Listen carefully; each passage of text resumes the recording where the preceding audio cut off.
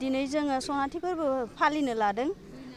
जोङो 1975 मायथाइनि बे पुप्पाक्का बड' एमइ स्कुलनिसिम जों दिनै सनाथि फोरबो फालिनो लादों। दिनै 1975 मायथाइनिफ्राय दिनै 2025 मायथाइ सफैबाय। दिनै जों सनाथि फोरबो फालिनो लादों।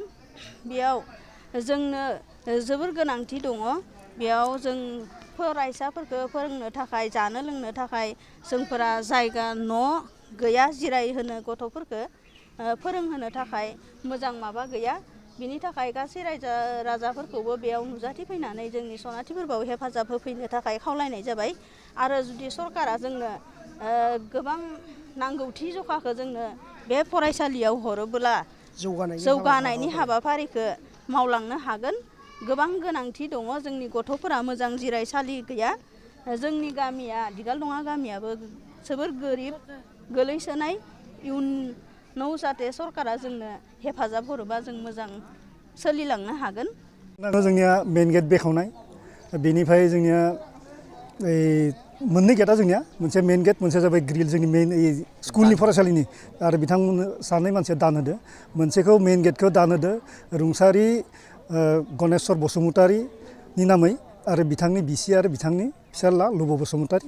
आरो जोंनि बे मेन गेट बा हाबलांनि माने ग्रिलखौ दान होदो आहिनाराम बसुमतारि आरो मेल'बाला बसुमतारि नामै बिनि फिसाज्ला माने नरेन्द्रनाथ बसुमतारि। जिहेतु दिगलदङा एमइ स्कुला दिनै फैयै फैयै सनाथि मायथाइ फोरबो खुंफुंनो हाबाफारि लादों। मा हाबाफारि लादों? बेहाय जोंनि हाबाफारि हिसाबै दिनैनियाथ' जोब्बायानो। गाबोननि थाखाय जोङो हाबाफारि लादों। गिबियावनो 9 रिंगायाव माने हारिमु हानजा सुननाय। बे हारिमु हानजा सुननायाव थागोन जोंनि आबादारि, जोंनि हाबानि जि माने बर'नि कालसार, हाबायाव जि माने जि नांगौ हाबा खैना नायनो थांनायाव थिग बेबायदि। बेनिफ्राय आबादारिनि हानजायाव जेरै माने आइजें आइला नांगोल जुंगाल थिग बेबायदि थागोन, माइ बान्नाय थागोन, खैथा माइ गायनाय। बेनिफ्राय मैहुर खालामनाय हिसाबै जोंनिया मा ना हमनाय, बर'नि आसार खान्थियाव खुसिया सुनाय थिग बेबायदि थारमाने। बेनिफ्राय आरो मोनसे जोङो दाजाबफादों। जों थारमाने जों जि बर' मानसिफोरा गोदो गोदायनिफ्राय जे हादानाव थाङो बा हादाननिफ्राय ओंखारजायो थिग बेबायदि मोनसे बेबायदिबो जों लानाय जादों। आलासि हिसाबै गाबोनो जोंनि मेइन आलासिया गाहाय आलासिया जाबाय माने सीताराम बसुमतारि, बिथाङा गाहाय आलासि। बेनिफ्राय जर'खा आलासि महरै दङ जोंहा कमलाकान्त मसाहारि, बिथाङाबो थागोन जोंनि बे गाबोननि हाबाफारियाव। आरो बिथाङा जाबाय इन्डिजिनियास ट्राइबेल एस'सियेसन संघनि माने गाहाय नेहाथारि। साननैनि हाबाफारि दिनै जोंनिया नैथि। गिबि सानाव दिनै सोर बाहागो लाफैगोन आरो मा हाबाफारि? गाबोननि थाखाय दिनैनि थाखाय दिनैनि सानाव जोंनिया गाहाय हाबाफारि दङ जोंहा 1 रिंगायाव माने बारग' फरायसा फरायसुलिफोरनि लोगो हमलायनाय माने एक्स-स्टुडेन्ट मिट। बेनिफ्राय थागोन, बेनि उनाव थागोन जोंहा गेवलां मेलाव लोगोसे थागोन मा जोंहा देवबार रामसियारि साहित्य एकाडेमि मोननो हागिरि, बिथाङा जाबाय बर'मा गार्लस माने फरायसालिनि प्रिन्सिपाल। बे बर' मिडियामनि फरायसालि होनबा आंनि साननाय बायदिबा बे गंसे फरायसालियानो हयथ' थानो हागौ। बाखियावबोथ' दङ बे पुप्पाक्का बड' एमइ स्कुला। बाखि बेलेग जायगायावबो दङ, जेरै माने कयमारियाव दंमोन, बेबो मथा मथि जोबनायनि लामायाव। बेनिफ्राय भारागाव दंमोन, बेबो जोबनायनि लामायाव। मोनसे दंमोन गलिबान्धा माने पाक्कामुजा एमइ स्कुल, बेबो जोबनायनि लामायाव। बेनिफ्राय लकप्रिय एमइ स्कुल, बेबो मथा मथि जोबनायनि लामायाव। आरो गंसे दंमोन मा नेवलाबिथियाव गंसे दंमोन, बेबो मथा मथि जोबनायनि लामायाव। आरो थाइबा जोंनि बे पुप्पाक्का बड' एमइ स्कुला बे दिगालङाव जानाय। बेनि जाहोनानो जाबाय थारमाने जोंनि बे ओनसोलाव माने जोंनि जनबसतियाबो माने सुबुं माहारियाबो खम।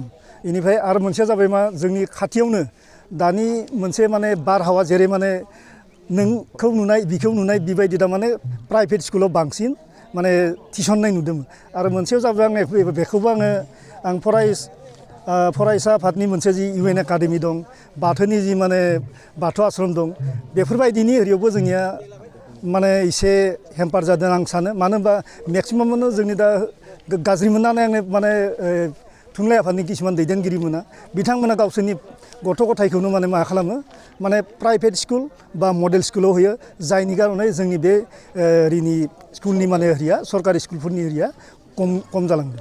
गार्जेनफोरनिसिम माबा मोनसे खावलायहरगोन? गार्जेनफोरनिफ्राय आं बेखौनो खावलायो जाहाथे जों जि माने ब्लाड सेड होनानै जोंनि माने जों जेनेबा हांगोमा खालामनानै मुभमेन्ट खालामनानै जों निजिनि रावखौ नांगौ होननानै जों माने सरकारनि सेराव दाबि होनानै जोङो मोननो हाबायमोन नाथाय दुखुनि बाथ्रा जों जुदि बेखौ खोमाना लाफिनबाय बेखौ जोंनि दुखुनि बाथ्रा जागोन। ओंखायनो आङो जोंनि बर' बिमा बिफाखौ आं खावलायदों जाहाथे जोंनि बर' राव हारिमु थुनलाइ जोंनि माबारिखौ जों मुलुगाव माने फोजोंसार खालामनो थाखाय जोंनि बर' रावनि बिजोङाव आङो फरायसाफोरखौ होनायखौ आङो लुबैयो आरो गासैबो माने गेदेमा बिथांमोननिसिम आं माने खावलायो जे माने बिथांमोनाबो जाहाथे जोंनि बर' बिजोंनि माने सरकारि स्कुलाव फरायसा फरायसुलिफोरखौ होनांगौ होननानै आं खावलायो।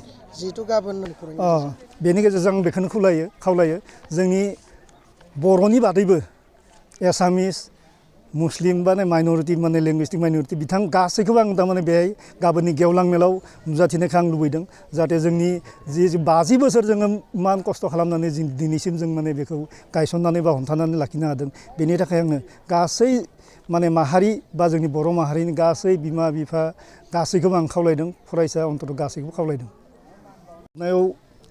लोगोसे आं बेखौ बुंथिनो सानदों जोंहा आलासि महरै थागोन जोंहा आसाम गभर्नमेन्टनि माने मिनिस्टार मिस्टार रन्जित कुमार दास बिथां आरो थागोन जोंहा गुबै बुंथिगिरि हिसाबै बे ओनसोलनि लुबैनायाव हांख्रायजानाय बिथाङानो जाबाय अन्जलि दैमारि बिथाङाबो गाबोननि बे गेवलां मेलाव नुजाथिगोन आरो बे गेवलां मेलखौ बेखेवगोन जोंनि बे ओनसोलनिनो सासे माने रोंखा राखा प्रफेसार बिथाङानो जाबाय फुकन चन्द्र बर' बिथाङा कटन कलेज इउनिभारसिटिनि फेकाल्टि माने प्रफेसार बिथाङाबो गाबोननि बे गेवलां मेलखौ बेखेवगोन आरो लोगोसे थागोन जोंनि आसाम हादोरनि जौसिन बिजिरसालिनि